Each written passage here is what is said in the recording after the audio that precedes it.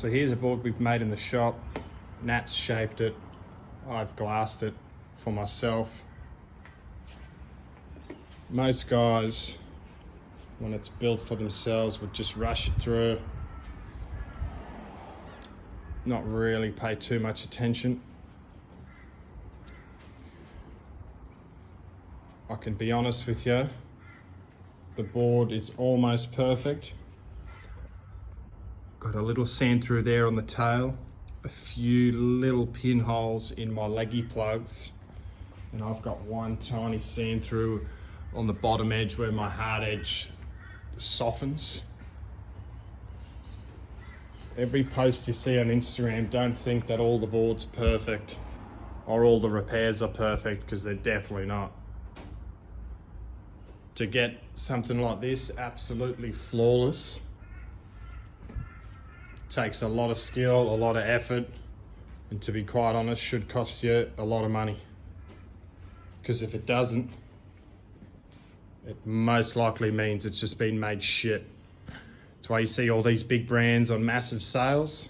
They're all rejects, or they've got factory blemishes, little indiscrepancies wrong with them.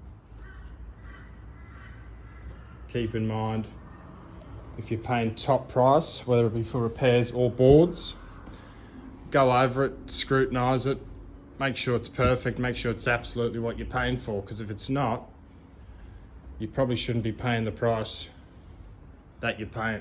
There's no reason why you can't ask a bunch of questions. You're the one spending the money. Everyone that comes in here for repairs, we encourage you to ask any questions you like.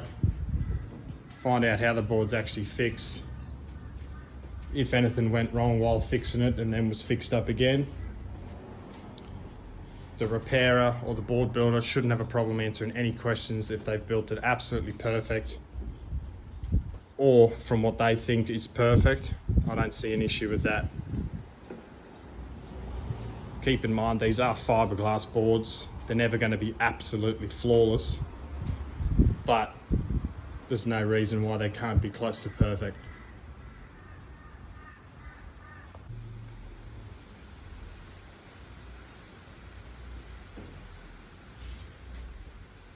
Few little air pockets, air bubbles where I've just tried to, I think what's happened is I've scraped out too much resin off the tail, and then the board's flexed and creates these little air pockets. Someone can correct me if I'm wrong there. And I've just pulled out a little bit too much resin. Other than that, we're looking pretty good.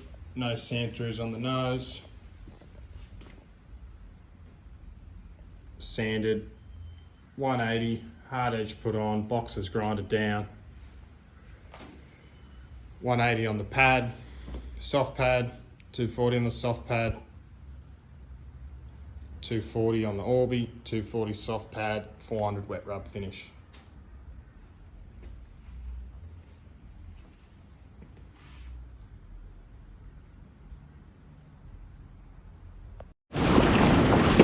Alright, got 710 today. Quad fin, custom made by Spier, glass by me. Something different. Super flat rocker. That's just the blank we had at the shop. It does go good, but it is very funky. We're going to give it a run. We're out the back. See how we go.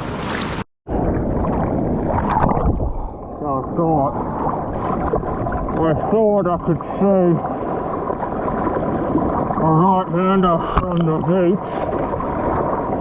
I can see white water out here. There's no one out here. But it's pretty shit. Oh, there you go.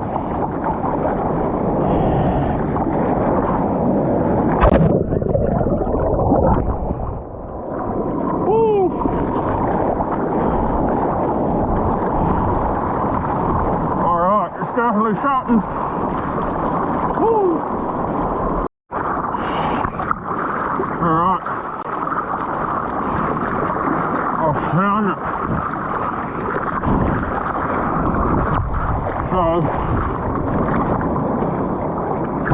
got washed away a little bit. The bank's up there.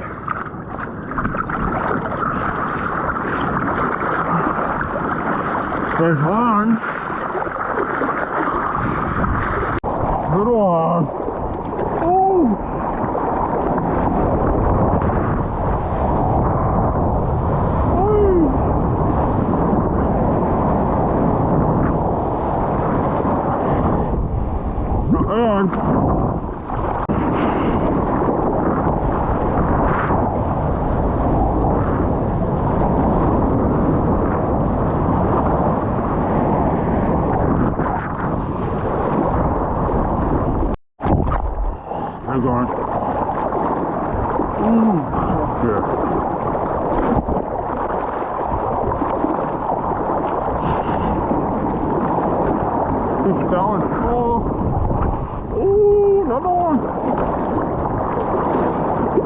Shoulder.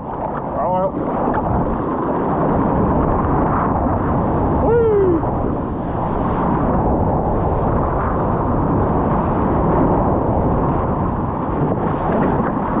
Woohoo!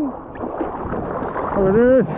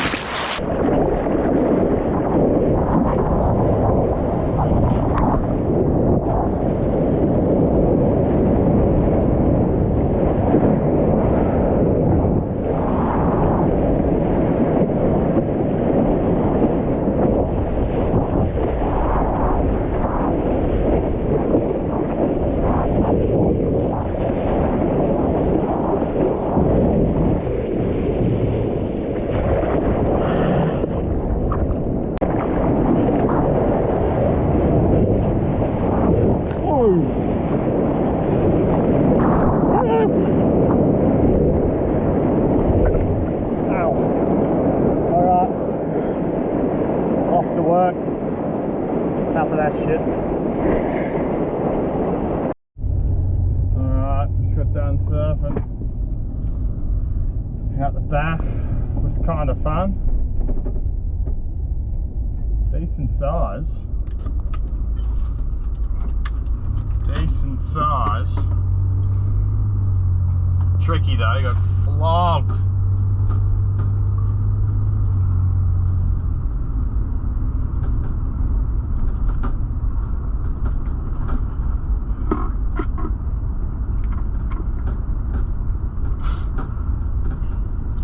Absolutely flogged on one, about 6 waves on the head. GoPro in the mouth, take it in water, going under, sinking. Anyway, now we're off to work. Got a big day. We've got finish sands galore. And a couple of glass jobs that need doing for guys surfing in the comps this weekend. And then that's about it. Nothing too crazy, just a lot of work. Nothing too difficult, just a lot of it. So just got to make sure we get that done on time. Keep in touch with everyone, and then we should be killing it. I think it's going to be little waves all week, pretty much. East, southeast swell or south swell, something like that. And yeah, so there'll be plenty of people surfing, no doubt plenty of people breaking their boards as usual, and we'll be ready to take them. Hopefully if the guys do ding them, they're straight onto it. They're not surfing it, so it comes in wet. We try not to leave the boards baking outside in the sun, so if they are wet, we've got a little trick that we do, but it probably takes a little bit longer than putting it out in the direct sunlight, but leaving the board in the direct sunlight's not exactly the best option for your board, let's face it. So with the exposed foam and then the glass and the wax and all that just compounding on each other, I mean, it's not really going to be that good. It's going to turn yellow and just go crappy. So we use our technique. Takes a little bit longer, but I found it does work a lot better. Comes up nicer, looks after the customer's board. At the end of the day, they're buying boards and spending whatever money they do have on that board, so when they ding it and we repair it, we want to look after it while it's in our hands, you know what I mean? We don't want to make the situation worse than what it already is. There's one little hot tip for you. And there's plenty of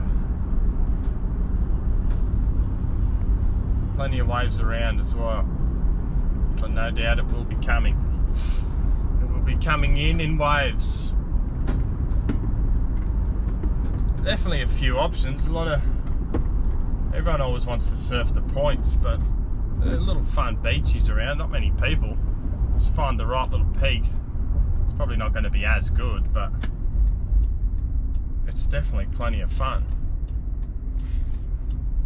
My personal opinion anyway. But everyone's different.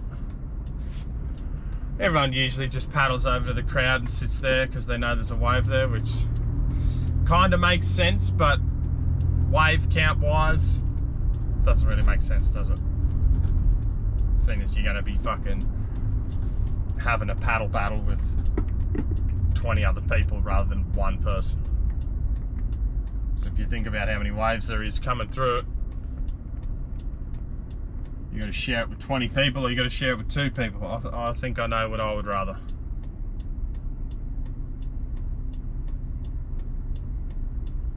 So that's us. We will check back in tomorrow. Yep.